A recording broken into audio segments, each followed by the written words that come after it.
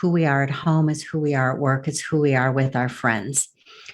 And when we understand that we're one integrated being, we might behave a little bit differently in those.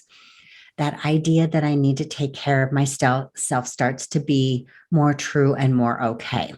When you find the space to say it's okay to spend some time every day or every week filling yourself, you're so much better at everything else that you do. 2, 1, 0. Hi, and welcome to Stellar Life Podcast. This is your host, Orion. Welcome. My guest today is Medha Johnson.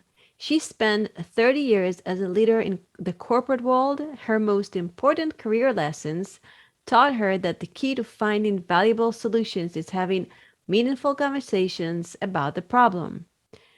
Medha is a success coach with a passion for compassion. Her goal is to be a partner in your journey of self-discovery, offering guidance and support to help you identify your goals and achievement. And in this podcast, we talked about how to discover your life's purpose, what is success, what are some rituals that can help you succeed in life, how to trust yourself, how to connect to your intuition, and more. And now, without further ado, on to the show. Hello, Medha, and welcome to Stellar Life Podcast. Thank you so much for being here. I appreciate you being here. Hello, Orion. I'm delighted to be here. It's a beautiful Thursday afternoon, and it's an awesome chance to connect with you. Thank you. Thank you. Before we dive in, can you tell me how did you discover your passion? I've always been a spiritual person and a person who's been a seeker. And I've spent most of my life exploring and looking at things. And about 5 years ago, I had a transformation experience that put me on the path of working with a success coach. And one of the tools that they did was help us discover what our life purpose was. And so by being able to put the language to what I had experienced but not known, pulled me forward into the space to do the work that I'm doing today. And I work with individuals who are looking for success in their life, but really that success comes from that deep knowing. So my passion really is connecting one-on-one and helping people to find their personal wisdom, their personal life mission, and their vision for how to move forward. Yes, there is so much in this, the short answer you gave me. Life purpose, inner wisdom. How do you connect to your inner wisdom?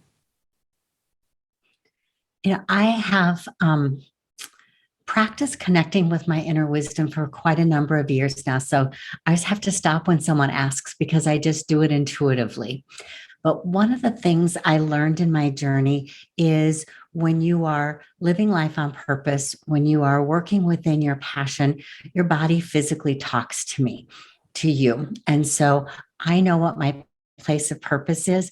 I have an energy halo that appears when I'm on fire and connected and there, and I have a heart resonance. And so when I'm faced with questions or situations, I can tune in and say, what's the physical energy in my body telling me? What should I be listening for? How do I know? And I trust it. I do what it gives me the positive answer to and the way to move forward. And it has never steered me wrong.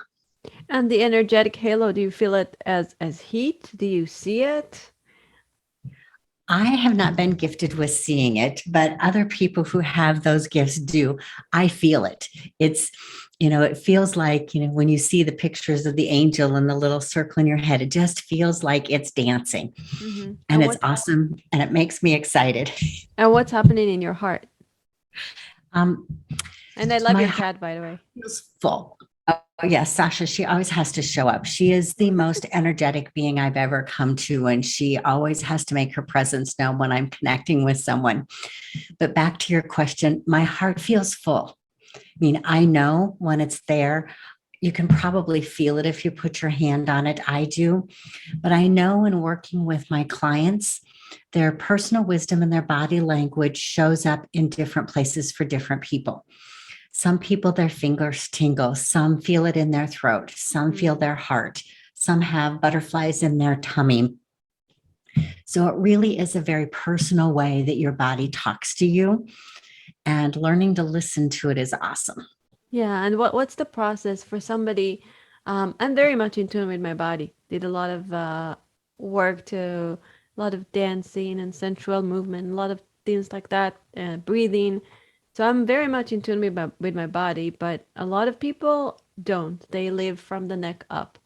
So what is the Mhm. process for somebody like that to be more in tune with their bodies?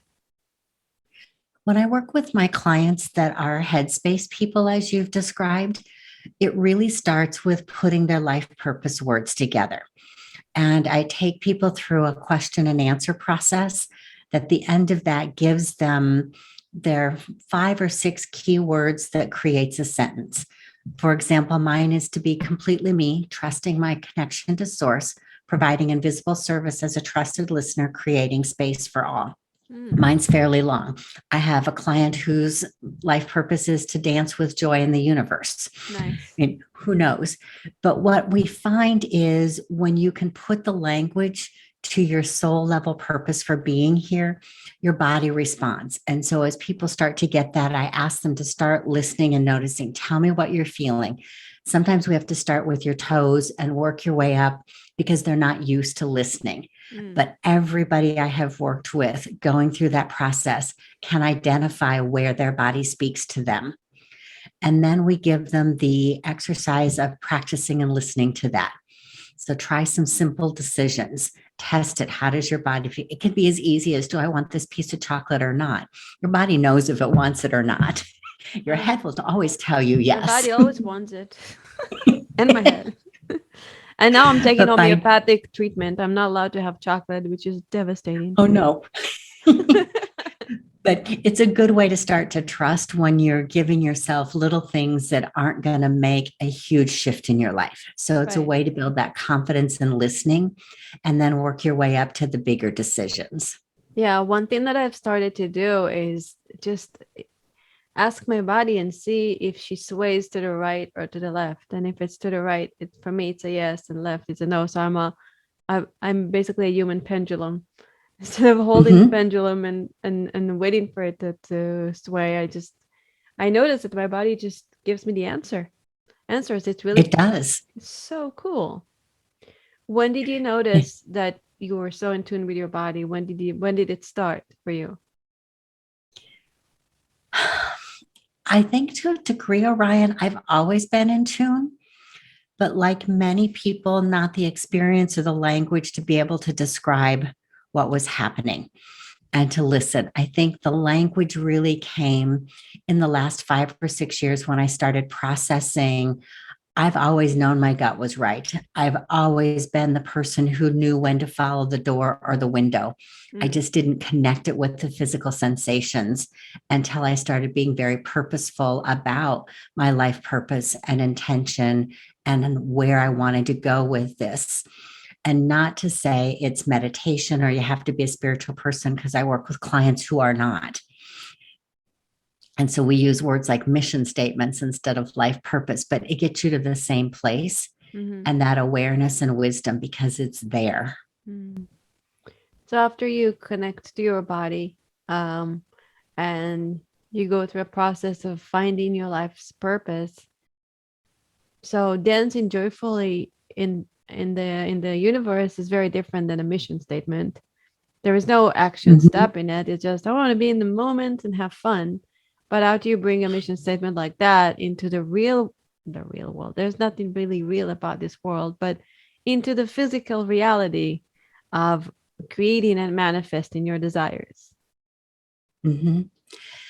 I use the word mission statements for the head people Yeah. because they can't quite wrap their comfort zone around having a soul level purpose or that their body energetically talks to them. And so you find the language that works for them. And they don't tend to have the dance joyfully kinds of words. They tend to be much more focused on, manifesting or creating or connecting. They have different action verbs that show up in theirs. But to me, it's all about getting them to that place and not being so stuck on what we call what they get. Yeah. What I'm saying is, what I'm asking is, how do you create the vision for your mission? Let's say you want to be a successful entrepreneur, you want to open a company. What is the process of creating the vision for that? Part of what I take my clients through and what I do with that is we actually do the vision work of, okay, you know what your purpose words are. You have an idea of what you want your vision to be. So I really ask, where are you today? And then I want you to close your eyes, listen to your body, lean in, and pick your time frame. Are you 12 months from now, a year, 18 months, 5 years? Because everybody speaks in a different time frame. And then I ask you what's different. And I'm going to ask you what's different in a number of the life areas. It could be your family, could be your career, could be money, could be friendship or fun. As I know you a little bit, I kind of know which ones to probe around. And when you can describe what's different, then we have a place to work from. And then I'm going to talk to you about what are your limiting beliefs? What's holding you back from keeping it there? And then if you can identify those beliefs, then how can we turn the belief into an affirmation statement that you can work from? Mm-hmm. And then we start to go to what are the practical steps now? If you know where you want to go, you can put words to what's been holding you back. You can turn those words from a negative to a positive. Now, what can you do in the next 3 months, then the next 6 months? And there, so we start to grow those windows. So you start to build your action steps of what's there. And then we go back and gut check it. Is it in alignment with your purpose? Does it resonate with your body energy? Is this really getting you what you want? Right. And if you're honest with yourself, the answer is yes. Yeah, it's very hard to be honest with ourselves because sometimes we have lots of ideas that don't reflect what we actually take action upon. For example, I'll take myself as an example. I'm a mom. I have a 2.5-year-old boy, and I want to, be a global leader and have women's circles and do all those things and create retreats. And that's the dream. But I guess it's not aligned with my values right now, which is I just want to be with my baby and give him whatever attention I can give him because those years are going to go by like this. And money, fortune, fame, that can always come. And then I have a coach, and I told her about how guilty I feel for not doing more. She just said, I'm going to pull those teeth out because right now you're doing the exact thing that you need to be doing. I'm like, no, I need to go out. I need to help the world. I have all this knowledge. I have to do and be and that. She's like, no, just be where your heart desire, where your heart takes you. And actually, as soon as I dropped into that and was more complete with where I am, then I'm like, oh, actually, I do want to revise my website and I do want to do this. And actually, it moved me into moving towards my dream where the guilt was paralyzing. And it's guilt coming from a beautiful place. It's that love and desire to be with your family. And yet our society says, oh, you can do it all at the same time. But it doesn't mean you should, just because you can.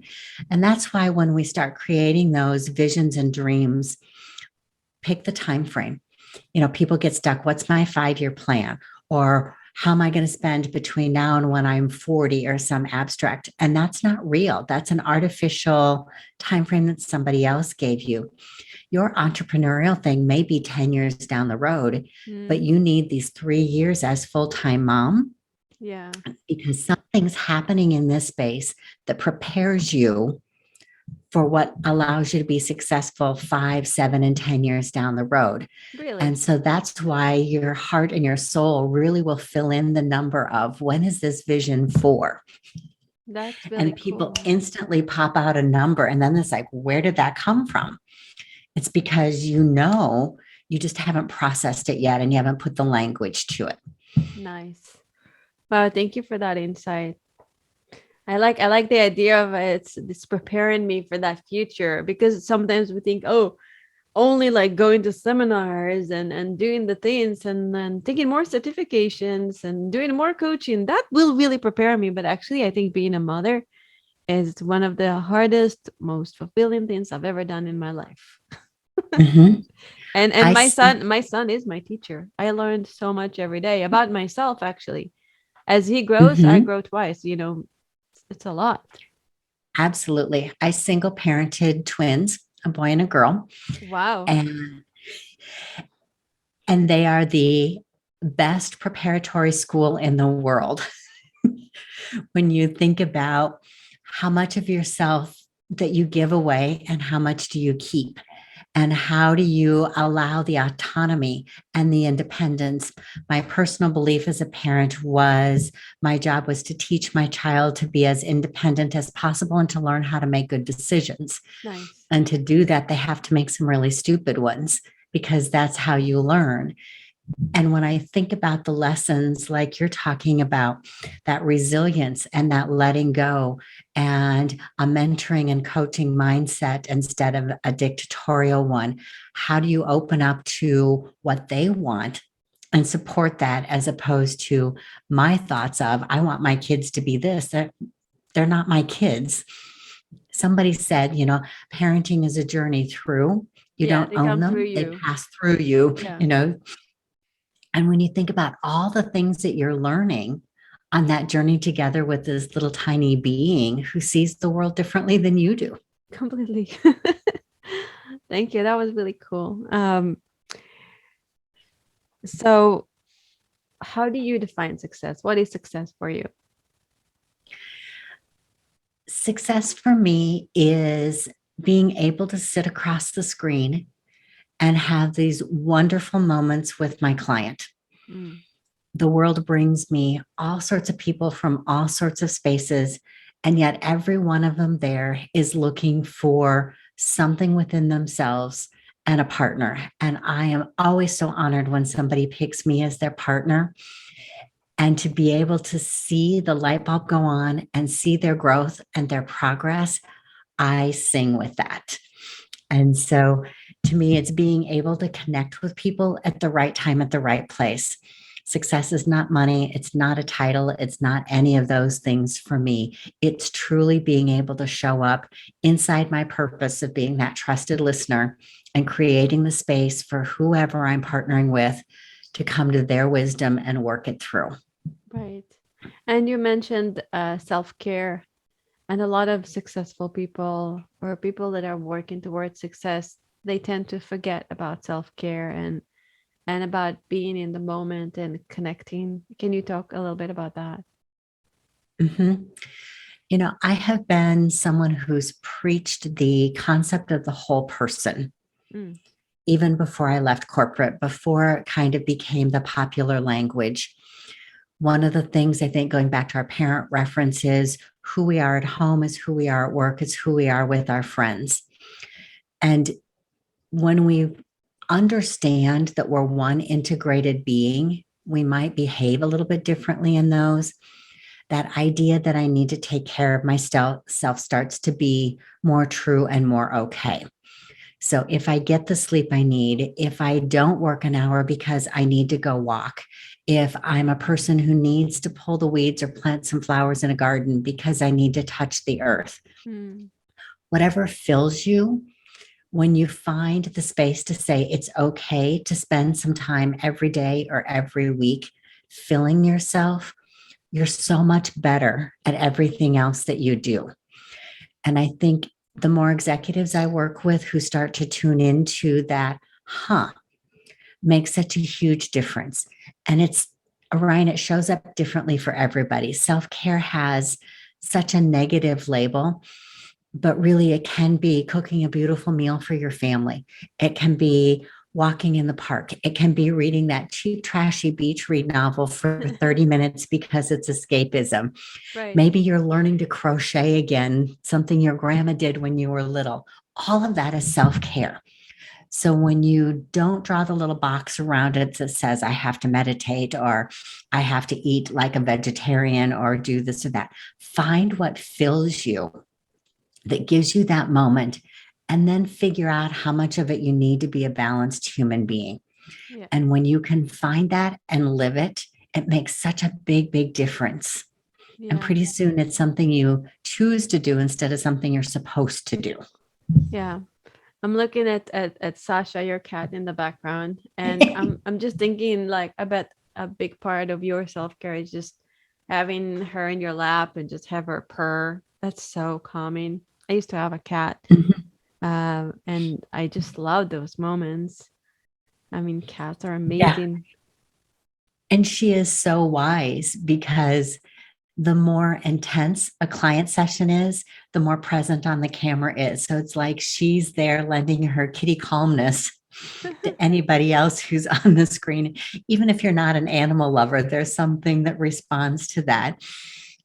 What you can't see is I have a couple crystals that I keep on my desk that I Mm. hold when I'm talking to someone as well, because it gives me that reminder to be present with me, that physical touch of something, that I'm still here so I don't completely lose myself in what's happening with the client Are you an or empath? with a friend. Yeah. Pardon? You seem like an empath. A bit. Yeah. When I did Strength Finder, where you find your five biggest strengths, two of them were empathy, and you definitely, when you work with somebody, you have to have this something that grounds you. So I like the idea of having Sasha and the crystals around. So cool. Mhm. And they're just the things that you learn about yourself. And Yeah. it's like, you know, it's the way to be. And you talk about values, authenticity, empathy, and compassion are my top three that show up. I know that when I'm my authentic self, those come in. But I've also learned the hard way, with before I had some of the insights and maturity, that I gave too much of myself away. So hence the things that I need to do to stay present and to keep the healthy boundary, to give you enough so that you find what you need, but to keep enough that I'm not depleted. Nice. Do you put a bubble around you? Do you put any energetic boundaries around you when you work with people? I do that less now that everything's on screen. Okay. When I was physically present or at work in my corporate world, I needed to create that. There was a balance between walking into my building. I realized the first thing I was doing was sending out the positive energy that made it okay to ride the elevator to the seventh floor where my office was. And when things were intense, I learned how to just close my eyes and didn't even realize I was creating a physical bubble Mm. until I could start to visualize it and see. Now that I don't see people on a full-time basis, I don't need that much. There's an energetic buffer that the screen or the internet or the different way that it presents. And I need just something little, something to hang on to, something to know it's there. That's cool. Um, so about being present, I already watched my toddler grabbing my phone and trying to run away with it, and I'm chasing him. Uh, how do we anchor more presence in this world that is already built? They come like babies come to the world, and they're full of screens and monitors and all that. Uh, and how do you teach them to ground more, to be present more?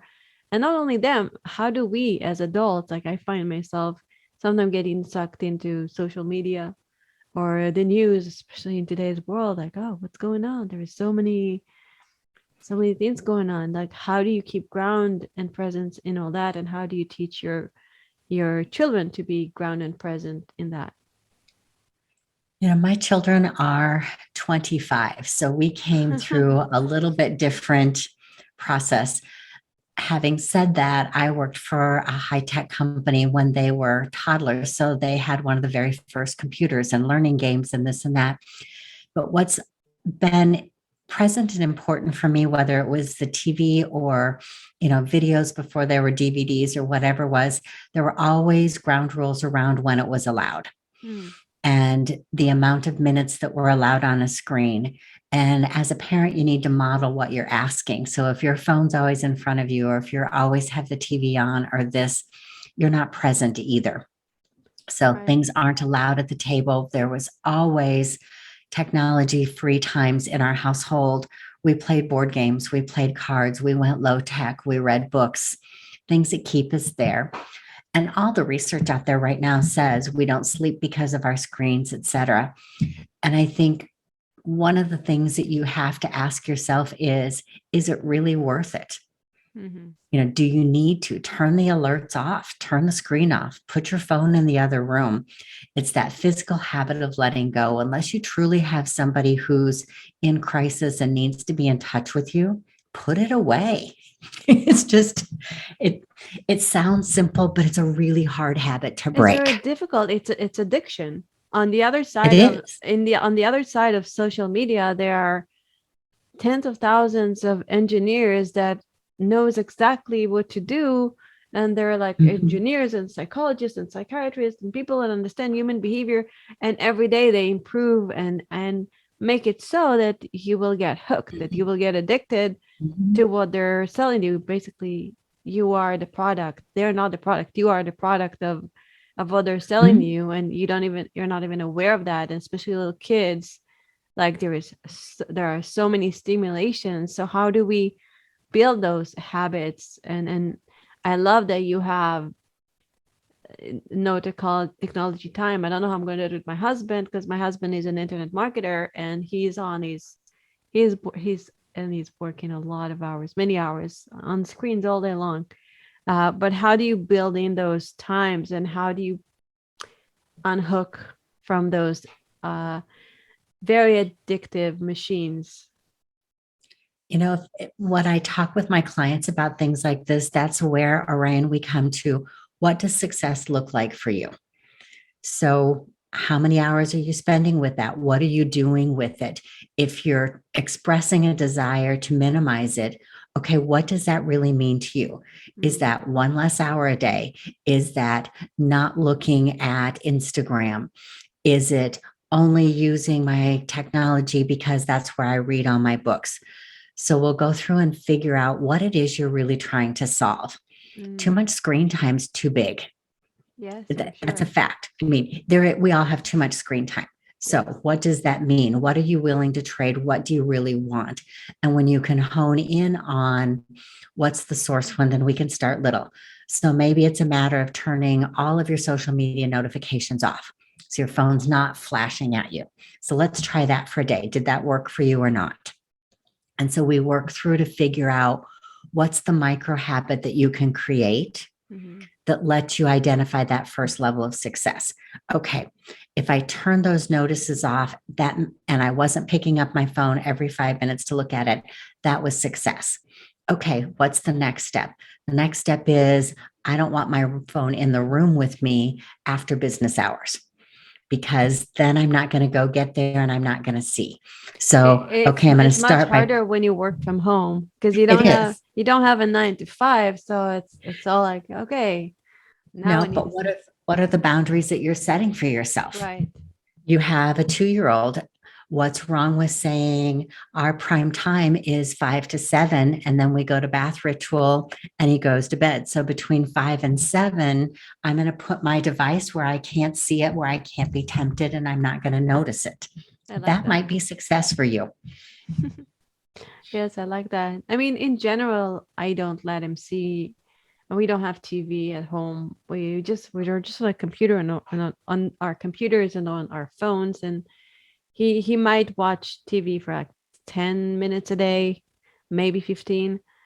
But still, like, Mhm. I see, like, the more he watches, the more he wants it. It's like he gets hooked. I'm like, no, you're too Mhm. tiny. Go play outside with the fox and the ducks and Mhm. So as a parent, what are the boundaries that you're willing to set? yeah, You know, does the screen flicker no matter whether it's your iPad or the TV or the computer game? How much of that flicker do you want to allow? right. And then what are the alternatives that you put out there? Hmm. You know, Yes.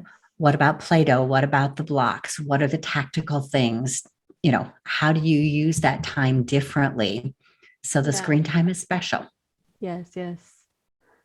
Um, I want to talk to you about rituals, daily rituals. What are your daily rituals and what does ritual means to you? Ritual, I'd like to start with that, is a word that to me is something that is precious. So it doesn't have to be, lighting a candle and saying the rosary if you have a Catholic affiliation. It doesn't have to have that structured process. So my ritual to ground for the day is a cup of tea and my favorite chair in my living room and 10 minutes of quiet time before anybody in my house stirs. Mm. And it's the act of preparing that cup of tea, of holding the warmth in my hand, of allowing the day to unfold, to start to think about what's on my calendar today, not to go check and say, oh, do I have a full book of clients today or today's my day off, but what do I want for my day today? I've been working this year on the concept of centering prayer. Mm. And that invites you into a space of what's the word for the year. So for me, the word is here. And what am I physically hearing with my ear? And am I here in the now? So the two forms of it. So with my cup of tea and my quiet in the morning, I try to hear what's going on in the world. And I try to be here in the moment with just the tea and the chair. I like that. There are days when I need more than that. And so those are the days when the crystal is more present because I need that connection. And there's days when I need to physically walk and to kind of let that energy go. So to create the ritual around, I'm going to walk the stairs a few times between clients because I need to move my body. I need to clear. I need to think. And then I can come back and set. A lot of people wouldn't call that a ritual, but to me it is because I know the intention of that is to reset Mhm. and then to come back. And so they hold a special place. And I think most people have a ritual, they just don't put that label on it. Right. When you walk up and down the stairs or when you sit, do you connect to angels or guides? Do you have this type of spiritual belief of connecting to some kind of uh, good entities that guide you? I don't. It's my clear time. And so it's literally the physical act of walking away, letting the space breathe, letting my body breathe, not thinking about anything in particular, and then coming back and being prepared to go again. Is that supported by something? Absolutely. But is it a conscious ask and a question? No, it's the move to clear. Hmm, nice. Were you always confident in your ability to share your wisdom or connect to your wisdom? Did you always trust yourself in that way? I have And how going can, back. yeah, go ahead. I'm sorry, go ahead. No, I said if you want to teach someone how to trust themselves more and connect to their inner wisdom during their quiet time, how do you teach that? It's usually a conversation with someone because it's such a personal thing. I'm not a big believer in, you know, the meditation rituals or this or that. I mean, I had a great conversation with somebody the other day that said, for me, ironing is a form of meditation. It's repetitive, it has a process, it has an outcome. So it comes back to talking to them about what do you do when your head goes someplace else? Most people can't sit still, close their eyes and quiet their monkey brain. That's a frustration for them. It's a failure for them. So I start by asking, where do you go when you're not here? So, Mhm. you know, daydreaming, whatever language you want to put to it, what are you doing when you allow your head to go somewhere else? And it's like, what are you talking about? It's like, okay, if you go for a walk, What are you thinking about? What do you do repetitively that you don't even think about? You know, is it a deck of cards? Is it holding a crystal? Is it washing the dishes, folding your laundry? There's all sorts of things. So everybody can find something that they say, oh, yeah, when I do this, my head goes and all sorts of things start to show up. So then they can start to tune into, when do I consciously do that? And then how can I do that without necessarily having to do that particular thing? So it's a journey of finding where your body's already doing it, and then understanding what's creating that space that allows your brain to go free. And then how can you do it on demand or when you need it to happen? So I get there easily by ironing. If it's in the middle of a corporate office in the day, I'm not going to drag out an iron and an ironing board. But what I know then is what my body feels like when I'm doing that. And so then I can get my brain to say, oh, that's what I need right now. And I can go there. Mm. But it takes a conscious connection and awareness, and then the conscious practice of making that connection. It seems a little difficult. It's like you have to observe yourself the whole day and be super in tune with what you're doing. But I think it's not quite as hard as that sounds like. Okay. Because it's back to that body wisdom. When you think about it and you bring it to awareness, you fairly quickly know what you do. So it's once you bring awareness, then you know what you're looking for, listening for, and then I think it's easier to bring it back. What are your 3 top tips to living a stellar life?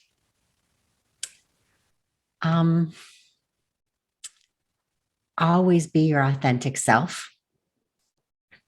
So many of us believe that we have to show up differently in different spaces, and it doesn't work for very long.